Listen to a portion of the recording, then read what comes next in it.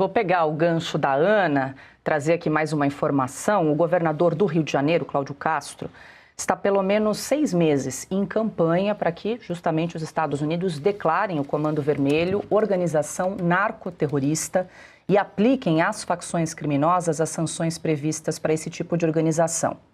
A informação é do jornal O Globo. No início de 2025, o governo do Rio entregou à Embaixada dos Estados Unidos no Brasil um relatório em que lista o que seriam os benefícios da mudança de classificação. No documento, a gestão de Cláudio Castro argumenta que o enquadramento do Comando Vermelho como organização terrorista facilitaria pedidos de extradição de chefes do Comando Vermelho, refugiados em países como Paraguai, abriria caminho para parcerias com Interpol, DEA, FBI e ONU no combate às redes de tráfico e ampliaria o alcance de sanções para empresas de fachada e aliados econômicos do Comando Vermelho no exterior.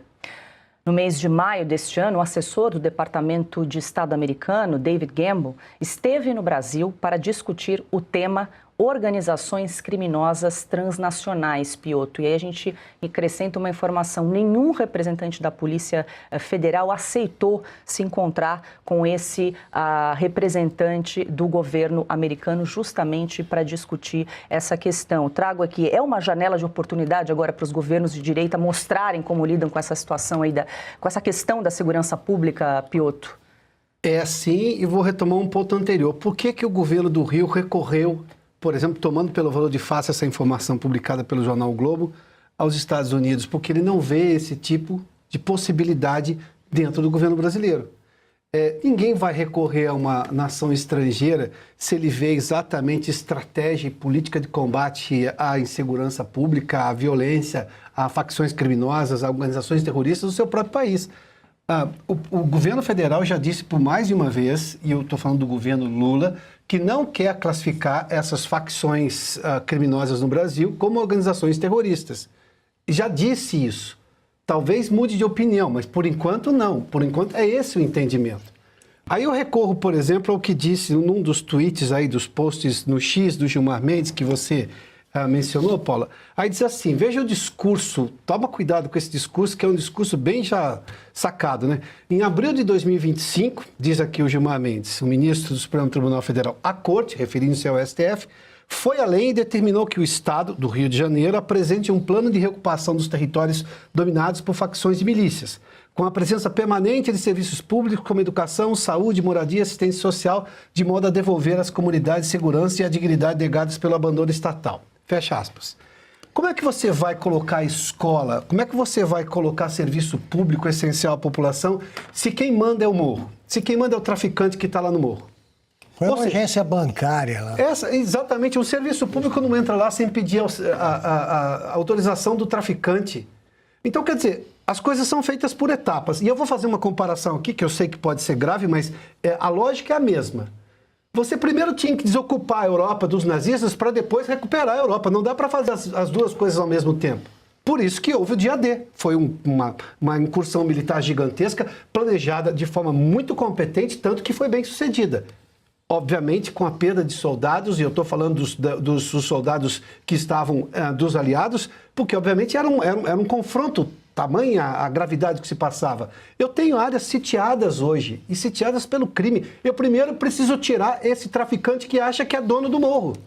Porque são essas as pessoas que estão hoje sob o jugo do tráfico. Essas pessoas precisam ter primeiro a liberdade, o primeiro preceito fundamental que o Supremo alega na tal ADPF, né?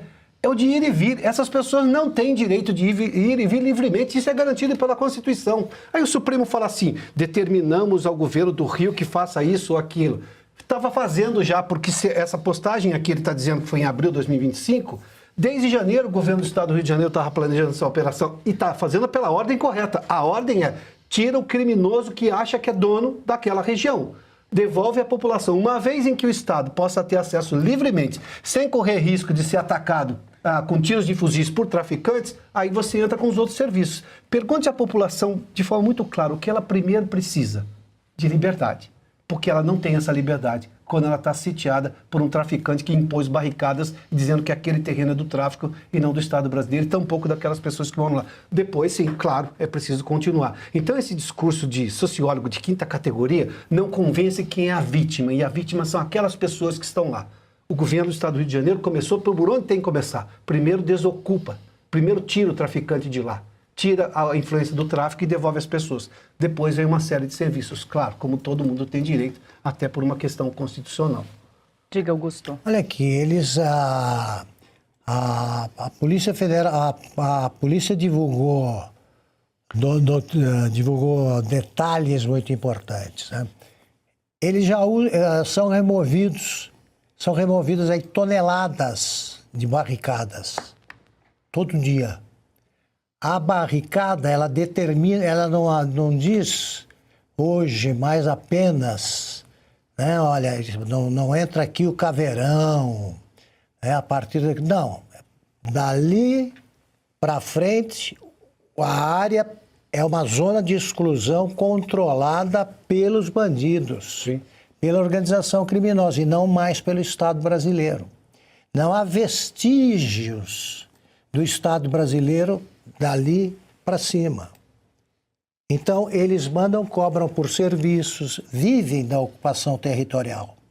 São donos. Então, o governo brasileiro, o governo federal não entende que é preciso, primeiro, reanexar aquilo ao mapa do Brasil de verdade. Recuperar o controle sobre isso. Um governador faz uma operação dessas, começa a sofrer represálias.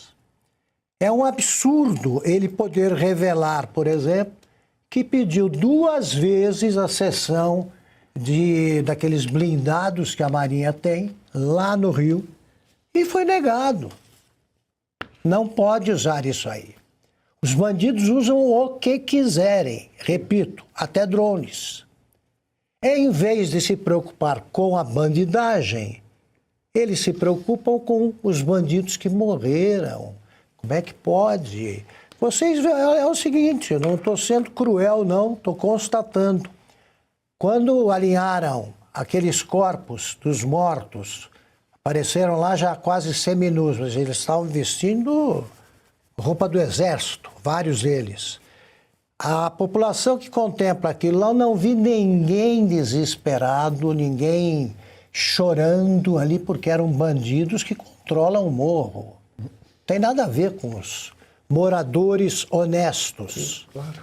E você tem uma maioria imensa de moradores honestos querendo trabalhar e sendo subjugados de todas as formas por esse bando.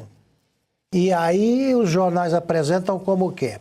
A operação mais letal. A operação da Normandia deve ter matado gente para burro. Pois é. E ninguém ficou lamentando a morte dos alemães que resistiram.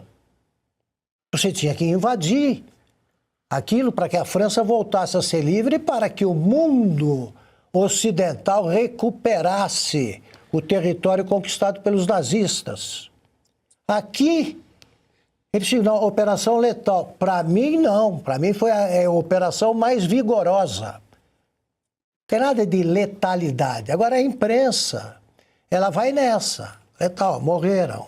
Morreram civis.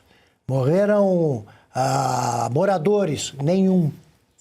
Estão apresentando as capivaras dos caras. O ministro Alexandre de Moraes devia se contentar com a capivara. Pô, é desse tamanho? Tá bom, então fazer o quê com uma coisa dessas? Não. Vai, o Boulos assume o ministério, aí dele diz 1 minuto de silêncio pelos mortos do Rio, pensando em quem? Nos soldados, nos policiais civis que morreram? Não.